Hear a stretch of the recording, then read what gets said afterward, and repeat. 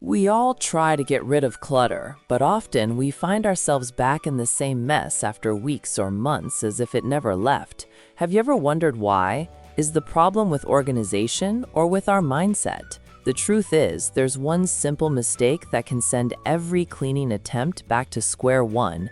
Today, we'll explore 5 common mistakes most families and young adults make when trying to declutter, and we'll turn them into opportunities to improve your daily life.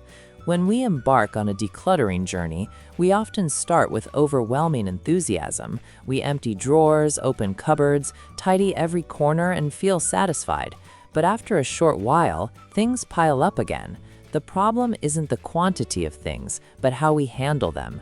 The first mistake many people make is starting to organize without a clear plan. We often open a drawer and start pulling everything out haphazardly, without asking ourselves, why did we keep this? Do I really need it? Or is keeping it just a recurring habit? Organizing without a plan is like building a roof before laying the foundations. It only gives you a temporary result, but when the clutter returns, you quickly become frustrated. The second mistake is not assigning a clear place for everything. After you empty the drawers and sort through the items, what often happens is that everything ends up in the same old spot. We think we've organized, but in reality, we haven't created a system. We've simply rearranged what was already there. True organization isn't just about putting things away.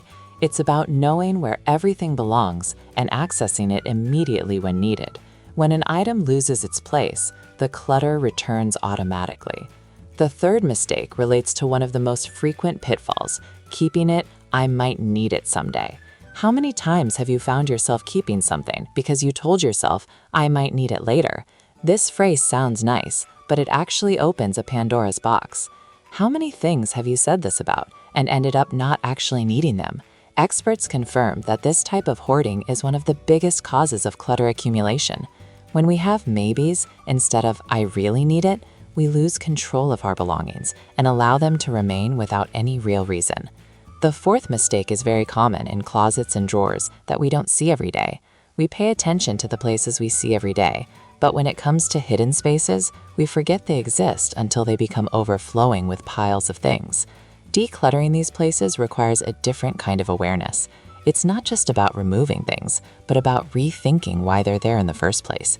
Is this space meant for the item it's placed in, or do we put things there simply because it's out of sight?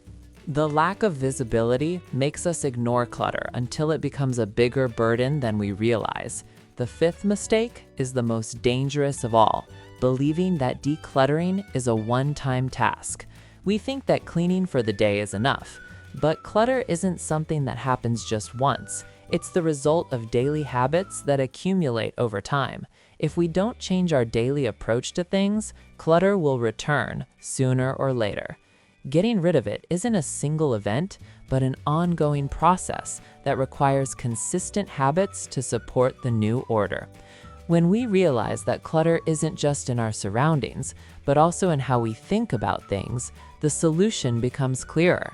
Before bringing any new item into your home, ask yourself why you want it and whether it will truly serve your needs.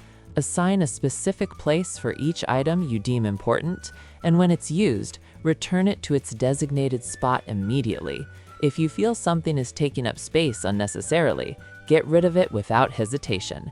Changing your perspective on things makes getting rid of clutter not the most difficult task, but the easiest step in your day. Ultimately, it's not about the amount of effort you put into cleaning your home, but the intelligence you use to organize it. Getting rid of clutter doesn't require hours of effort, but rather a new mindset for dealing with everyday objects. So, are you ready to change the way you deal with things? Will you start seeing them as options, not burdens?